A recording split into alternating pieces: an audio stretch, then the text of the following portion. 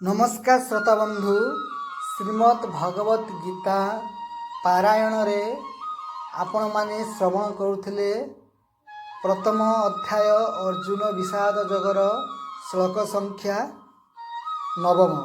आसंतु श्रवण करिबा एवं ज्ञान अर्जन करी निजकु संतुष्टि प्रदान करिबा। अन्ये च बहवः सुरा मदर्थे त्यक्त जीविताः नाना शस्त्र प्रहरण सर्वे युद्ध विशारदाः। अर्थात एमानंक छड़ा मो पाई जीवनर आशा त्याग करि देइथिबा आहुरी बहु सुरवीर मध्य नाना प्रकार अस्त्र शस्त्र रे सज्जित होई उपस्थित अछंती। सेमाने समस्ते युद्ध रे निपुण। निजर महारथी मानकर प्रशंसा करिबा परे वर्तमान दुर्योधन दुई पक्षर सेना को तुलना करी निज सेना को पांडव सेना ठारू अधिक शक्तिशाली और उत्तम बोली कहउचंती। आसंतु श्रवण करिबा श्लोक संख्या 10। अपर्याप्तं तदस्माकं बलं भीष्माभिरक्षितं पर्याप्तं त्वद्मेतेषां बलम भीष्माभिरक्षितम्।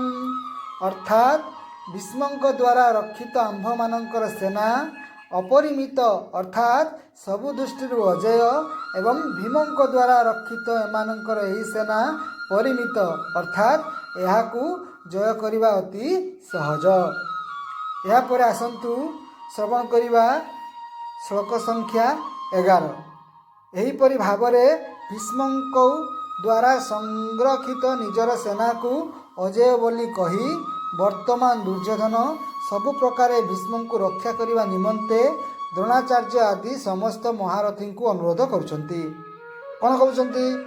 अयनेषु च सर्वेषु यथा भागमवस्थिताः भीष्ममेवाभिरक्षन्तु भवन्तः सर्व एव हि। यार अर्थ हेउची तेणु सकल व्यूह द्वारा निज निज स्थान रे रही आपण माने समस्ते निश्चित भाव भीष्म पितामह को ही सकल दिगरु रक्षा करंतु।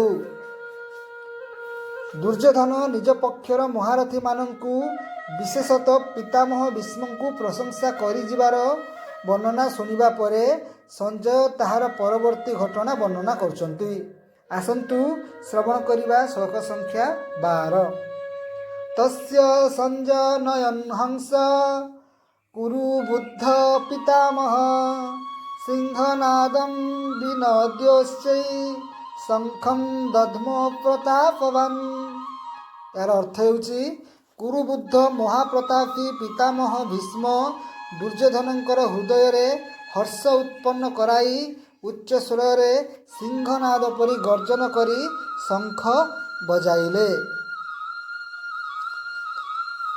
पितामह भीष्म कुरुकुल रे ब्राह्मणिकी छाड़ी अन्य समस्त ठारू वयस्क थिले। कौरव और पांडवों सहित तांकर एकापरी संबंध थिला एवं पितामह रूप से उभयंकर पूज्य थिले। तेणु संजय ताहांकु कौरव मानंक मध्यरे वृद्ध और पितामह बोली कहिसंती। बयस रे अत्यंत वृद्ध हेले मध्य तेज बल पराक्रम वीरत्व एवं क्षमतार बछा बछा वीर युवक मानंक ठारू भी से श्रेष्ठतर थिले। तेणु तांकु प्रतापवान कुआ जाइछि। एपरी पितामह भीष्म जेतेबेले द्रोणाचार्य निकटरे ठिया होइथिबा दुर्योधन को पांडव सेना को चाहि चकित चिंतित थिबार देखिले एवं ता सहित यह भी देखिले जे निज चिंता को लुचाई से योद्धा मानकर उत्साह वर्धन पाई सेमानकु प्रशंसा करुछंती और तांकु रक्षा करिबा को द्रोणाचार्य आदि महारथी मानकु अनुरोध करुछंती। सेतेबेले निजर प्रभाव देखाई सेमानकु प्रसन्न करिबा निमंते तथा प्रधान सेनापति रूप में समस्त मध्यरे युद्ध आरंभर घोषणा करिथिबा निमंते सिंहनाद बा शंख बजाइथिले।